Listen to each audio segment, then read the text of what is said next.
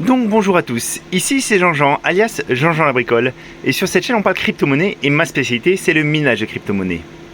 Et oui, au 21 septembre 2022, je mine toujours des crypto-monnaies. Alors est-ce que c'est profitable? La question elle est vite répondue, non c'est absolument pas profitable. Mais alors pourquoi est-ce que tu continues Jean-Jean?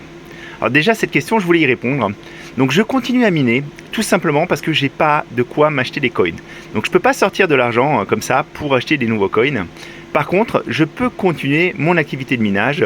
Je cotise tous les mois des montants relativement importants pour l'électricité et je peux continuer à cotiser. Donc oui, je mine à perte. Mais n'hésitez pas à éteindre vos machines. Si la difficulté retombe, ça sera aussi très bien pour tout le monde. Voilà. Donc aujourd'hui, je voulais revoir avec vous pourquoi les récentes annonces de la SEC, la Security Exchange Commission en Amérique, pourraient relancer fortement l'intérêt pour les coins en Proof of Work. Parce que si ce qu'ils sont en train de faire à l'Ethereum, ce qu'ils ont ouvert comme boîte de Pandore, ça pourrait nous être très très profitable à nous, les crypto-mineurs. Voilà. Donc on va tout de suite passer au contenu de la vidéo. Alors, avant cela, je voulais partager avec vous, merci beaucoup à tous ceux qui sont abonnés à la chaîne et merci aussi à ceux qui ont souscrit à la chaîne. Alors la souscription c'est rigolo, donc je vous rappelle c'est une petite cotisation si vous voulez être abonné à Jean-Jean la bricole et me soutenir. Donc c'est pas du tout, qu'on soit bien d'accord, je sais que c'est pas du tout obligatoire, je sais que dans certains pays 2 € par mois pour rejoindre une chaîne c'est de l'argent, hein. Donc voilà, et vous êtes extrêmement bienveillant et moi je ne vous traiterai pas différemment si vous êtes simplement abonné ou si vous avez rejoint la chaîne. Ce que je voulais vous dire, donc, ce qui est rigolo, c'est que Makertronic et moi, on avait ouvert cette possibilité de rejoindre nos chaînes il y a des mois et des mois de ça, et personne ne l'avait fait et jusqu'à présent. Et là, avec ce qui s'est passé avec le bear market, avec Makertronic aussi, qui nous a trouvé des pépites, les gens ont commencé à s'abonner. Donc moi, j'avais dit à Makertronic d'essayer de mettre en avant ça, hein, pour que les early adopters payent la petite cotisation et le rejoignent. Et il y en a qui ont profité aussi pour s'abonner à ma chaîne. Alors sachant que j'ai pas encore mis en place de système comme ça, hein. Encore une fois, je pense que ce soit lui ou moi, on est, de toute façon, on est comme cul et chemise, on s'entend super bien, comme vous pouvez voir sur les réseaux sociaux, hein. Et on est super content de vous aider. On fait pas ça pour l'argent, hein. Je voulais un petit peu démystifier ce sujet parce qu'il y a des gens qui pensent qu'on gagne beaucoup d'argent avec nos vidéos. Moi, mes plus grosses vidéos qui ont été vues à peu près 40 000 fois, c'est des vidéos qui m'ont rapporté environ 30 € brut. Donc après paiement des cotisations URSSAF et de l'impôt sur le revenu, je peux vous dire que ça me rapporte vraiment pas grand chose. C'est ça aussi que je peux pas, aujourd'hui je peux pas me permettre de faire quelques centaines de kilomètres pour aller chez les gens, pour filmer des fermes de minage, etc. Parce que parfois ça va me coûter beaucoup trop cher en transport, hein. Et ça me demande aussi en plus de consacrer beaucoup de temps à ça. Donc on fait pas ça pour l'argent, mais ça nous fait extrêmement plaisir qu'il y ait eu ce petit geste pour nous soutenir. Donc merci beaucoup à ceux qui nous ont soutenus. Et une des premières personnes, c'est Makertronic. Donc merci à toi, mon ami, hein. Je voulais aussi remercier, parce que dans la même veine, j'ai un de mes abonnés qui m'a rejoint, qui m'a dit merci beaucoup pour tout ton travail, qui m'a beaucoup inspiré.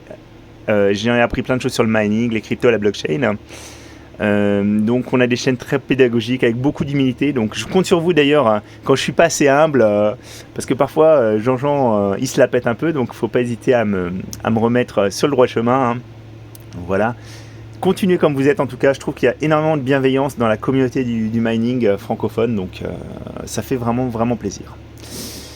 Moi, donc je vais aborder le sujet, je voulais simplement revenir 2 petites secondes sur ce qui est en train de se passer avec le réseau Ergo, c'est la cata. C'est la cata parce que le pic de difficulté, le pic de hash rate sur le réseau Ergo a créé vraiment une muraille de difficulté, hein. C'est comme si on avait la bombe d'Ethereum qui s'était activée, mais au lieu de s'activer petit à petit, c'est comme si elle s'était activée et qu'elle était restée plein pot. Donc aujourd'hui, c'est vraiment problématique. Il y a eu un échange qui a été fait avec la communauté. Ils ont organisé un moment d'échange sur Telegram. Moi j'ai un petit peu participé, j'ai essayé de défendre notre point de vue, mais ils n'ont pas comme projet de hard forker leur algo pour refaire descendre la difficulté. Donc il va falloir que ça passe. Et aujourd'hui, moi clairement, si vous êtes sur Ergo, je vous montre un petit peu, mais quand on a fait Quand la difficulté était censée descendre, j'ai des chiffres qui ont été indiqués là, des copies d'écran. Hop là, attendez, voilà. Un bloc tous les 312 secondes. Et aujourd'hui, si vous allez sur le bloc Explorer Ergo pour savoir tous les combien il y a un bloc qui passe, on est à 461 secondes toutes les 7 minutes. Donc le système tourne au ralenti et c'est vraiment dérangeant. Donc moi j'ai laissé quelques cartes pour essayer d'aller au bout de cette difficulté, mais la plupart de mes machines je les ai repassées sur du flux parce que c'est pas possible. C'est pas possible que vous soyez sur une petite pool, la Gigi Pool ou sur TwoMiners, ça change rien. Il y a un bloc toutes les 7 minutes au lieu d'un bloc toutes les 2 minutes et c'est vraiment catastrophique pour l'ensemble des mineurs. Voilà. Ça, je vous en parlerai dans une prochaine vidéo, mais c'est un petit composant que je viens de m'acheter. Mais on va aborder tout de suite le sujet du jour. Et le sujet du jour, c'est la décision de la Security and Exchange Commission, la SEC. Je vous avais déjà fait une vidéo sur la mainmise qu'ont les États-Unis et leur volonté de contrôle sur leur propre monnaie, le dollar américain. Et la SEC vient de s'attaquer à l'Ether. Étant donné que l'Ether, suite à son changement de système, de mécanisme de système de validation, est maintenant un produit américain. Tous les Ethers sont américains, c'est ce qu'ils annoncent, le journal du coin, voilà. Et Cryptost aussi, on en parle, pour la SEC, les transactions Ethereum ont lieu aux États-Unis.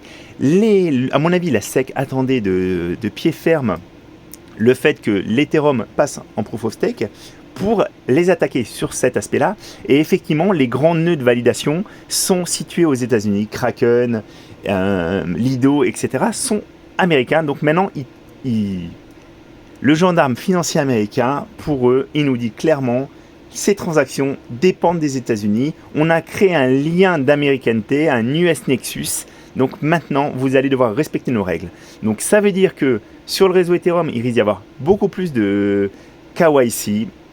Ils vont vouloir connaître beaucoup plus en détail les différents exchanges, les différentes plateformes vont devoir connaître mieux les utilisateurs et ça pourrait aussi faire que certains sites soient exclus, certains exchanges qui sont situés dans des pays avec lesquels les Américains ne sont pas forcément en très bonne relation pourraient être exclus. Donc ça risque d'amener énormément de changements.